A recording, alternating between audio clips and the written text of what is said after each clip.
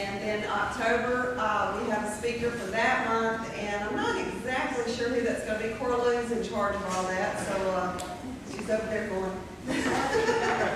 But we're working on that. I would like to remind all of you to turn your cell phones off. We are recording this tonight. We will have DVDs available. We do have the DVD from last month back here on the table, and those are $10. I can barely see this. I also like us to remember Marcus Wren and the Wren family. I know most of you know that Marcus's wife Gay passed away Thursday, and just wanted to remind everybody to keep them in your thoughts and prayers. They were always very helpful with the museum and getting it started. And Gay was president of the association, I think, for many years way back, and they were very instrumental in getting this whole organization started back in the 70s. So just remember them. All right. It's bad to get old.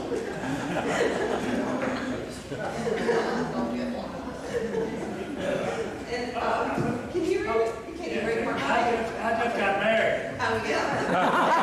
That didn't affect my vision. Our summer program will start, I guess it started as soon as school's out, but we'll be working on different things. He's talking to Steve Fowler lately, and Steve's just purchased a I think it's a 1914 brass era Model T that he's probably going to bring down to the museum, and we may have a documentary showing on Henry Ford that day. So if you're interested in Henry Ford and Model T, we'll have some stuff on that, and possibly Ronnie Sale will bring some tractors down. So we're working on the summer program, and don't forget that the museum is free admission now all the time, so you can come every day and see me and see all the changes. It changes daily. I know a lot of you don't believe that, but just last week Larry Milford was in and walked back there 10 minutes after he's there, and everything looks different. But he really has been working on our military exhibit, so that's going to be very impressive when he gets that finished.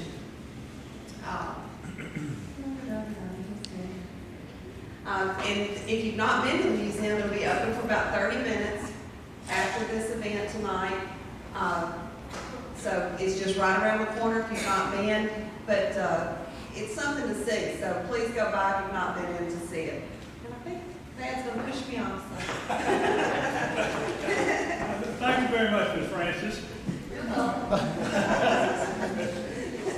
Now, we really would like to have all of you here, and of course, having Joe talk about his family is something special to me, because my family and his Inabnett and Miller families have been close since I can remember, well before I was born. So it's really something special. And I'm sure that I learned some interesting things. I think we have to say again, we're indebted to the Oldens for letting us use Christmas here. And really, just like Kevin says, every time I go down to the museum, I find something that Larry Milford has sneaked in there. And it's really exciting what he's doing. And so if you haven't come down there lately, I've never been, please come. But anyway, thank you very much for being here this evening. And John Hagan is going to tell you, I'm not sure what, but come on, tell us, John.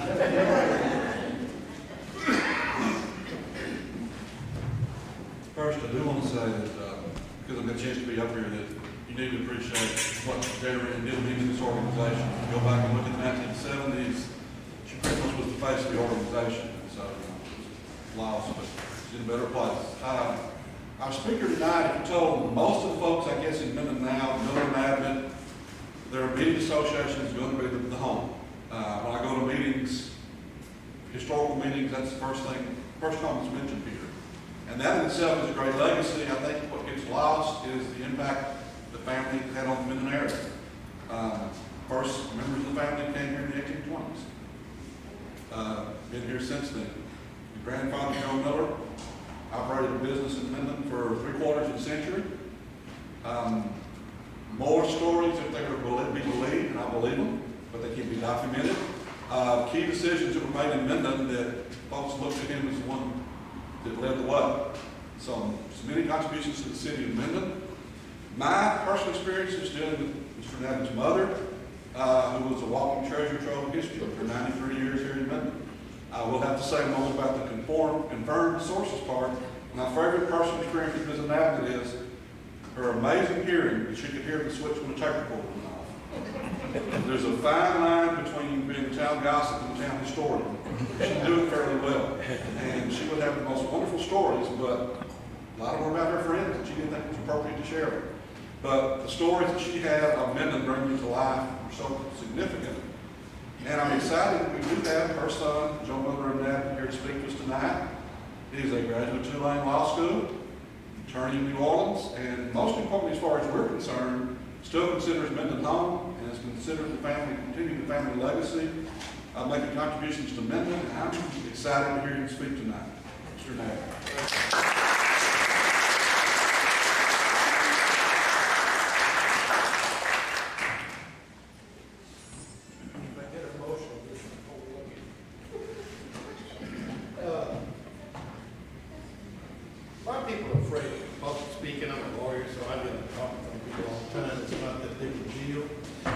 Biggest fear in anticipation of this thing was, oh my God, I got to talk in front of John Aiken. He knows it all. I mean, I can't fudge on anything.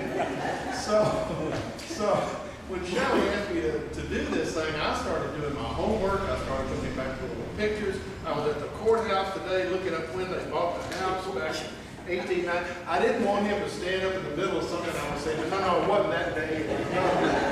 But I appreciate, I really, and I think we probably all should appreciate deeply what he's done for this town and the history of this town and really bringing it to life. I read his, we went to the library today, I was in with Ann Harlan, and she was doing some work on something, and we were trying to find out the origins of Warsaw, which was a part of Minden that after Vita laid out the parallelogram in 1830s, 1840s. It was kind of anyway.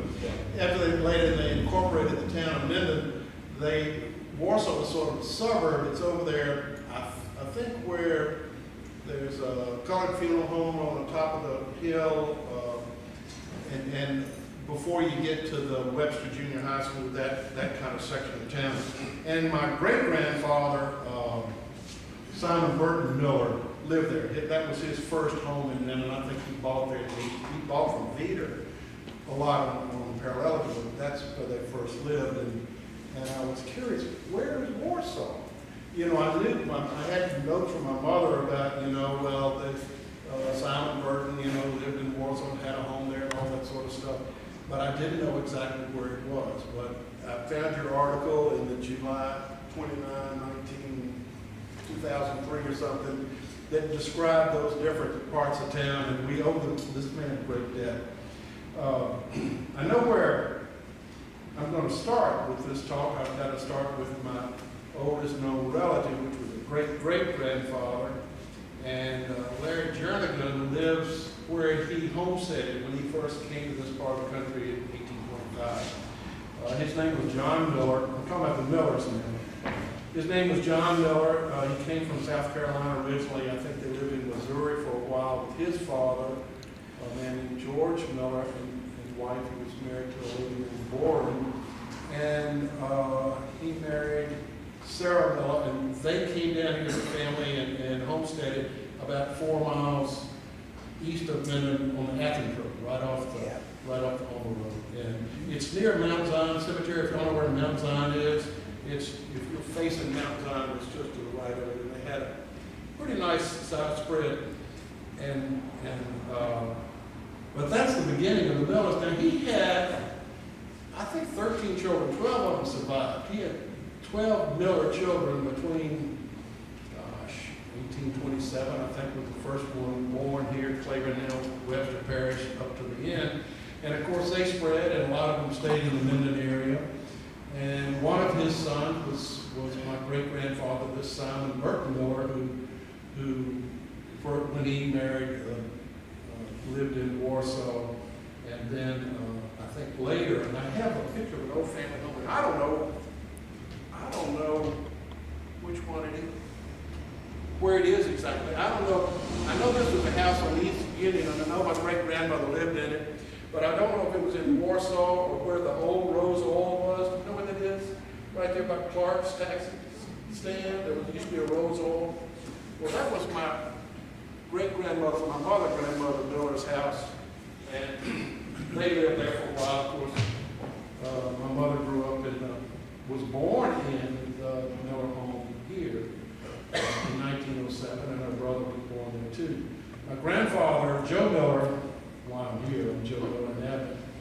My grandfather bought that house in 1895. It was built by Kenneth. And later, one of the Hardys acquired it because I think he married it. But before the Civil War, I'm not certain when it was built. I've always heard 1859. I'm not sure. But my grandfather bought it in 1895, so that's 35 years. It was in existence there before my family got into it. Now, I checked the courthouse today. It was purchased on May the 11th in 2000. What did I say? In 1895. So my family will have been in it 116 years.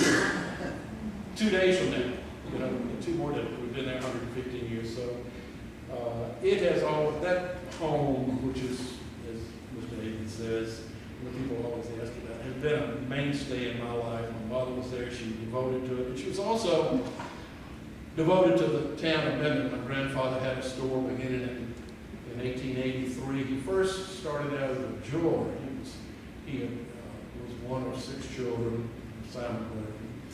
And I think when he was a young man, he went off traveling and learned. He did an apprentice as a watchmaker somewhere in Texas. I forget the name of it. During his early years, and then came back to Minden. And his father, Simon Burton, had some sort of a mercantile store. My mother suggested it might have been a saloon. I don't know.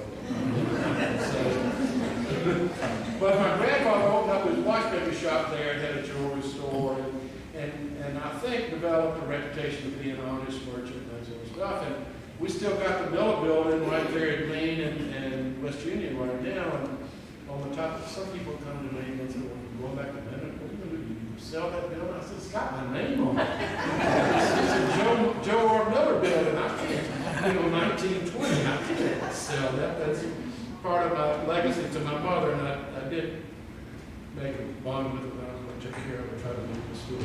And thankfully, even though Main Street America is kind of slowed down now, we've got the Walmarts and the other big box stores and all that sort of stuff. There are enough merchants and enough individual places to keep Main Street alive, and after all this many years, and after the change of commerce. So I'm happy to be a part of that as long as we can make things viable. And we also have to thank Patty Owen because she's been very active.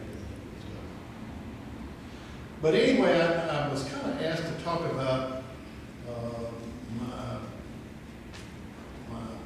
mother's and my grandfather's life in early Minden. When they grew up in the 1880s, my grandfather, I don't think he married until about 1890.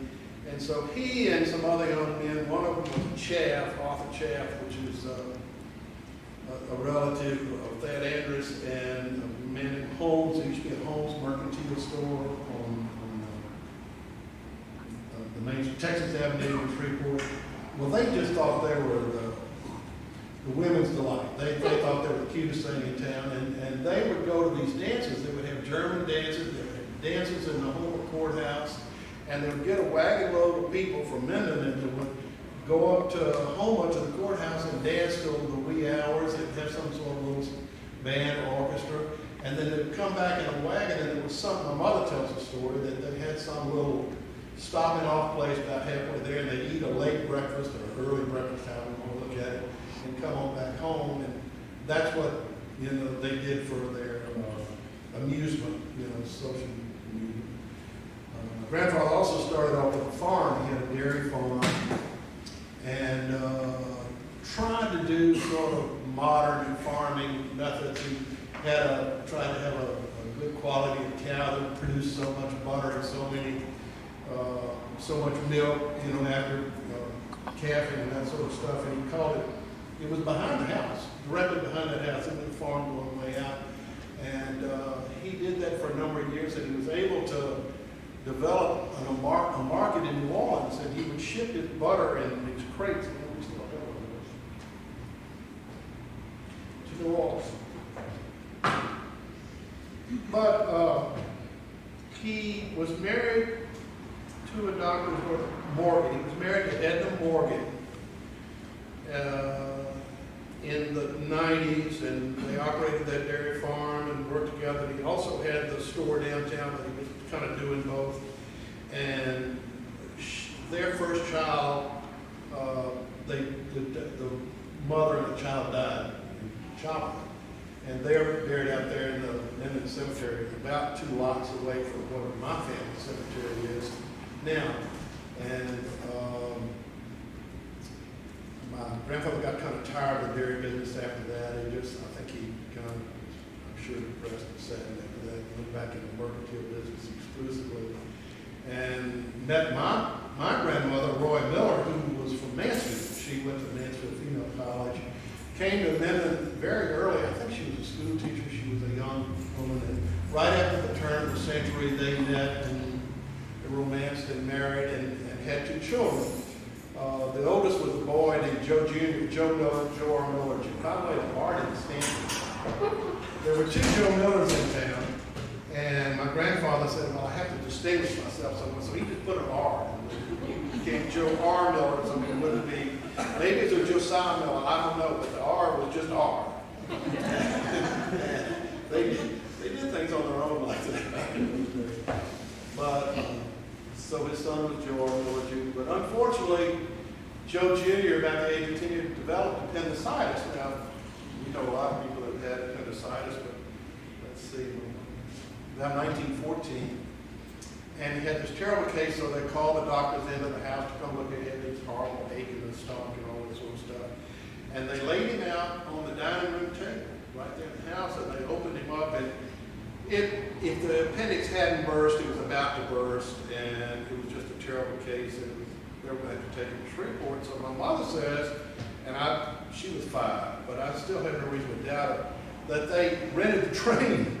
That they were going to take their boy to Shreveport to get him some help. And so my grandfather somehow contracted to get him over to Shreveport, and then took him to, I think it was Willis Night. It was when there was still a Willis on a night, and they opened him up, but he was infected so bad the appendix had burst by that time. He didn't survive, and that was a real tragic loss to my grandparents. And, but it gave birth to my name. He was Joe Jr., I'm Joe Miller Inabnett.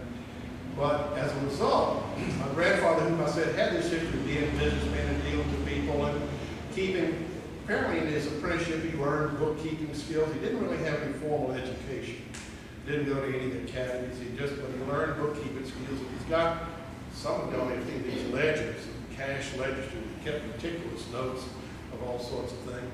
And he thought that that was his duty as a father to pass it on to his daughter. So he raised my mother to be an accountant, a businesswoman, you know, to be self-sufficient. He took her hunting. They've got pictures over here, duck hunting, riding the pony, and she became, you know, sort of, she had to be both, you know, son and daughter to him and all that sort of stuff. And, you know, it survived her well, because in his older years, when she came in and helped manage his business, she helped him through the Depression. The Depression hit Joe Miller and other merchants awfully hard, because what they would do is in a merchandising business, they would extend credit. You know, you couldn't pay your bill, you know, so we would give you credit, this, that, you know. Well, nobody could pay their bills. Well, in return, he couldn't pay his bills. And so at that time, he lost a lot of property that they acquired over the years and that sort of stuff. But was able to save the house, and we survived all that stuff. My mother she'd already finished college by that time, so they didn't have that expense. But she was able to go to, after she finished her undergraduate degree, and she was kind of a can't call her gay blade because that, you know, but she was part of that 20th generation. They went to Europe with a bunch of boys from Princeton, you know, they got on the steamboat, and they took the grand tour, and this was before the Depression. She had a pretty good life, you know. She told me one time. But anyway, one of the funny things she said, and this always struck in my mind, they were there in the mid-20s. Well, Mussolini came to power in Italy in 1922. And so for some reason, this group of college girls had an audience with the head of Italy, who was Benito Mussolini. And she expected this, you know, fascist pig and all this. So she said he was the smoothest guy she'd ever seen. Of course, he had this shaved head and was up to no good. We know that now and all that sort of stuff. But I just thought it was always fascinating. My mother had her college friends that had an audience with Benito Mussolini, and they didn't think he was all bad. So, you know, maybe that's the facade. And there are a lot of people that found out later that he was all bad. But they had a good time during those days. And when she came back, as I said, the Depression hit. She had gone to Tulane and got a master's degree in social work. She was an MSW. And began social work kind of in the dock areas in New Orleans, and then she went to Calcasieu Parish around Lake Charles. A lot of people were poor in those days. You know, before the Depression, they were poor. They were poor after the Depression. So and Roosevelt came along with the, you know, sort of social services, and social work was a whole new developing trend at that time. And so these women and men were sent out to kind of help people adjust to their condition. I know she was always in nutrition, trying to get me to eat that balanced meal. I don't think it worked. But with the Depression, she kind of ran in on that business in Lake Charles, and she was brought back to Minden. And here it was, I guess, the late 20s, early 30s. Here was this young woman who had this experience, MS social work degree and all this sort of stuff, heading up an office of men in Minden in the social services department, which was kind of unheard of. But as I said, that was how my grandfather trained her. He trained her to be a leader. He trained her to be an administrator. Of course, she used her education, you know, to her benefit and that sort of stuff. And she's kind of been running the business ever since, until she died. She was, I would seek her advice and counsel. I mean, I went to law school, and practicing law is different than running a business, but you still have a lot of the same. And I would always ask her advice on things, and you know, she came up with some pretty good ideas. She had a way, just like my grandfather, I think, did with her, she had a way of cutting to the chase, you know, and kind of getting to the real issue, you know, just kind of look at things. And she was a great mentor to me, and I'm proud to bear her name. Now, I'm not going to drag you to death on this sort of thing. I have some pictures here of my parents, and they used both my parents. My dad was Miller-Inabnett. His family came, and I want to talk about them just for a few minutes. His family came to Minden from Arkansas with the L&A shops. And I think that happened in 1923. I was searching for a date. But they came here, and he and his brothers and two sisters were in high school at the time, and, you know, became Minden natives. So both my mother and father, you know, were longtime Mennonites. They married and lived in Monroe for a year, and then we lived in Ruston. He was a bulk salesman for Mobile Oil Company, the same as Miller is down here, and we did that business until my grandfather got really ill and died. We came here and opened insurance agents to kind of help. But the Inabnetts were good people too. I'm not trying to knock them. I got the whole family here. We got back to Minden in 1953. I was in the 7th grade, and that year there were 5 boys and 2 girls. We had everybody, every Inabnett that was alive and kicking. We had at our house for Christmas dinner. Our house was always a big place at Christmas time. And so I've got a picture of all the Inabnetts. I love that picture. The Inabnett brothers and sisters are in this thing, and I sent out a little printout. If anybody else wants this printout, I listed them in there. They got scattered. I had 3 of the Inabnett brothers and brother-in-law were in the oil distributing business. James Taylor here in Minden was city service, and Ed Inabnett was city service in Natchitoches. My dad was mobile in Minden, and their other brother was actually with car salesman in Monroe. And the oldest brother worked in Vallejo, California during World War II, and he was in the shipyards. And Edgar Inabnett, the oldest, the one that was the oil distributor in Natchitoches, was actually in World War I, and he was in the band. He was a trombone player. And he used to entertain the troops going back and forth on the passenger ships going back and forth. And he played the trombone. There was a rumor that he played for Sousa's orchestra. I'm not quite, John Phillips Sousa, I'm not quite sure that he did, but he was in that vintage and in that time, and he was a part of it. And they were all good people. My mother said when they got to Minden that they didn't have a lot of money. I think their father died kind of when they were at an early age. And both my grandfather Inabnett and grandmother, they're both buried here in Minden. But my mother said, you know, I'll get to this. Anyway, I have a picture. My grandfather Inabnett and her 3 kids here. And a picture of my dad and mother in 1938. A lot of people down here knew them both well. They said, y'all are two of the most hard-headed people where no wonder you get along together. You're both so hard-headed. But they were good people.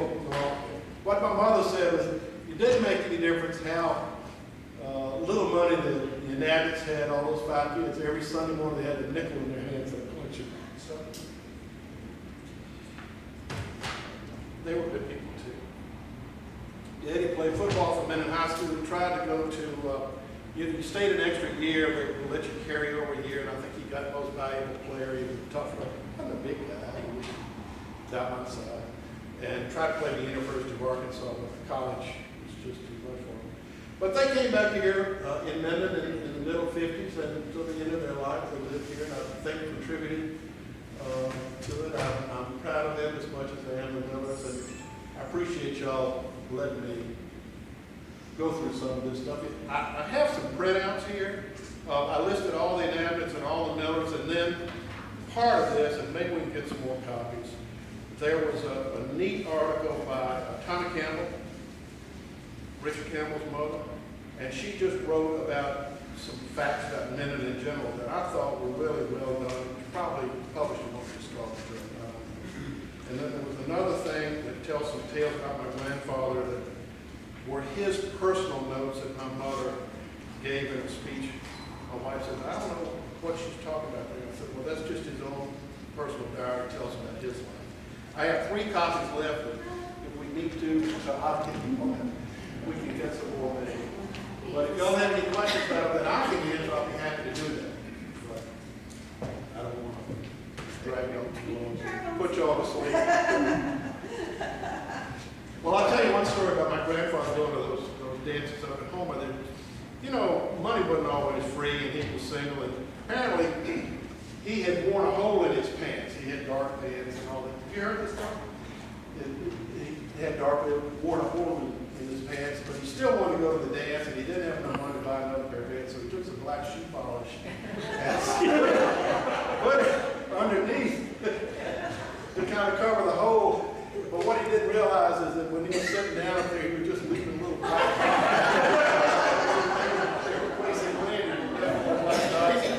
I think that's one of the stories that my mother told me this story. And the other kind of unique thing about my grandfather, he was always, you know, as I said, he was older when my mother was born. He was in his 40s, so he was always a lot older, even than my grandmother. But he always dressed like this.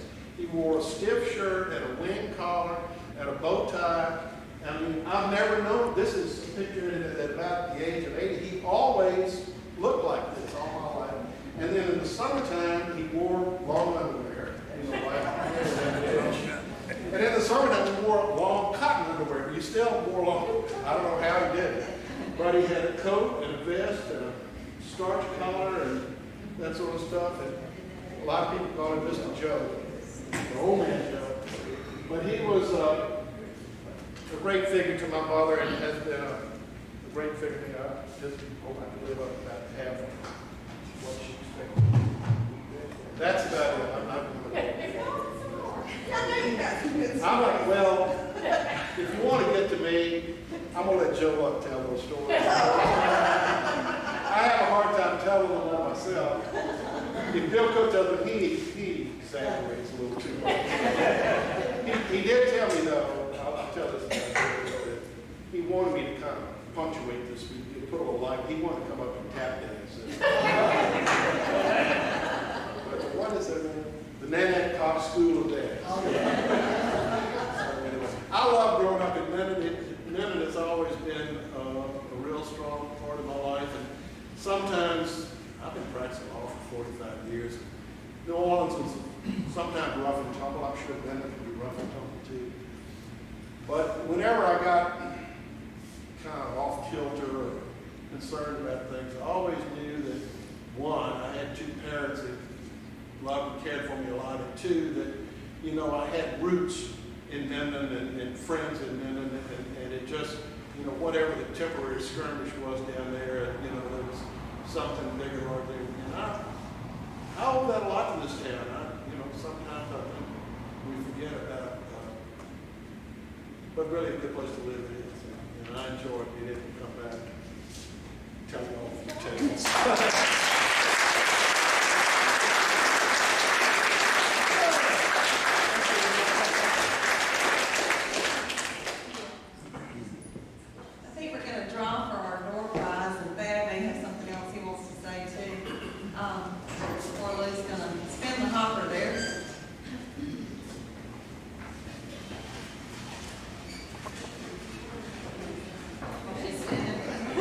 Just like I said, the Inabnett family was really always important.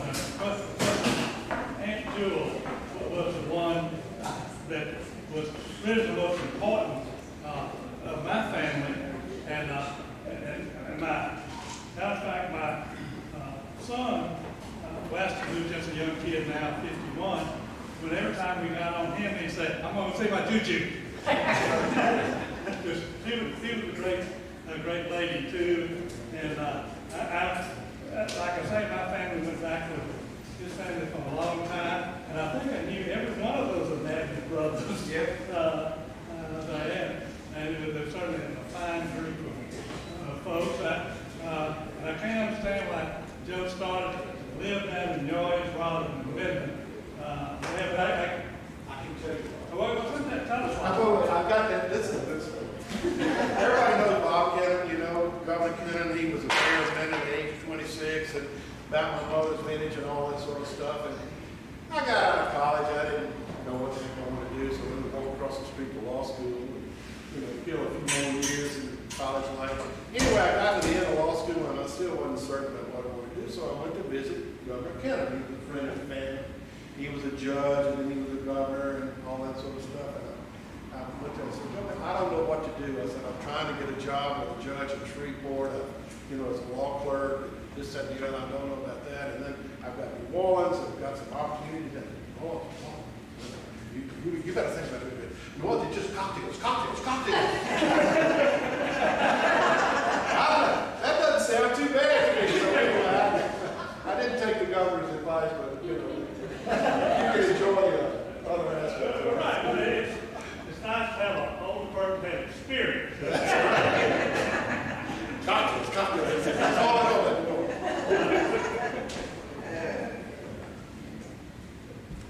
Okay. Our winner is Larry Jernigan. Where's Larry?